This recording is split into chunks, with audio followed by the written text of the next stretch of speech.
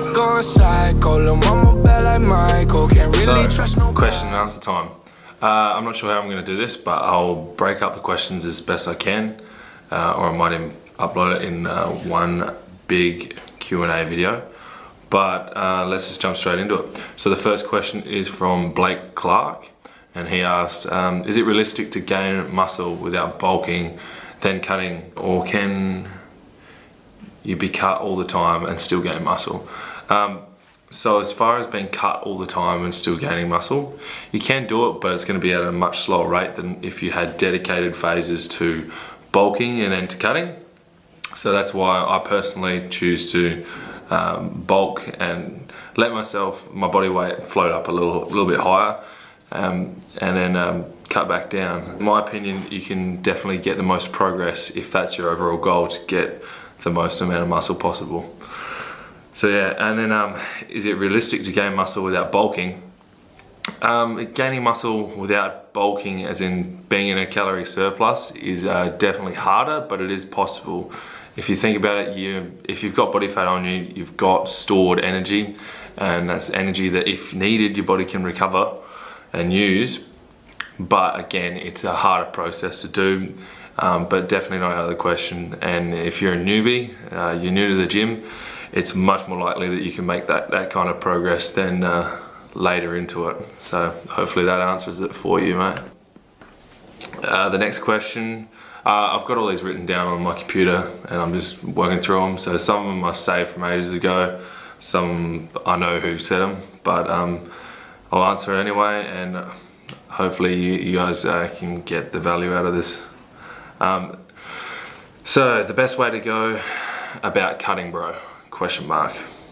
I can't remember who this is from, but so cutting is, so losing body fat, it all comes down to a calorie deficit. There can be some issues that go on in the body, but if we're just going to be talking simple terms at the moment, making everything nice and basic, you need to be in a calorie deficit. You can create that through lowering food, so changing around your macros and lowering food, taking away from food in some way, shape or form. Or you can do that by expending more energy. So that can come from exercise, burning calories, cardio, etc, etc. So the best way to go about it is first find out how much you're eating. If you don't feel like taking away food, keep your food as stable as possible. You can do this by tracking your calories. Hopefully you are tracking your calories. If you're not, I advise you to get onto that, and or increasing your exercise level while keeping your calories consistent. I've got a fork because I just smashed some food. Next question from Facebook, from Dale Angus, up the chicks. Hey mate, got to talk to you about macros, proteins, oils, so proteins / oils / fats. Trying to work out a daily intake for myself to burn off some fat. All right, no worries. So as far as your macros go, I'm actually going to be coming out with like a series of steps to guide people through these stages as far as working out your macros, as far as working out how to create the deficit, whether you want to take that away from your food or not, and going over all of these things. So you've got protein here, and then you've got oils and fats. Oils and fats are quite often the same thing, as in there's a lot of fat in oil, and the oil that you see at the bottom of a pan is fat. So trying to work out a daily intake for myself to burn off some belly fat. So basically the way I'd go about doing that is you can enter your weight and your age and your activity levels into a basic calculator, and then it will come up, spit out a random number, let's say 3,000, right?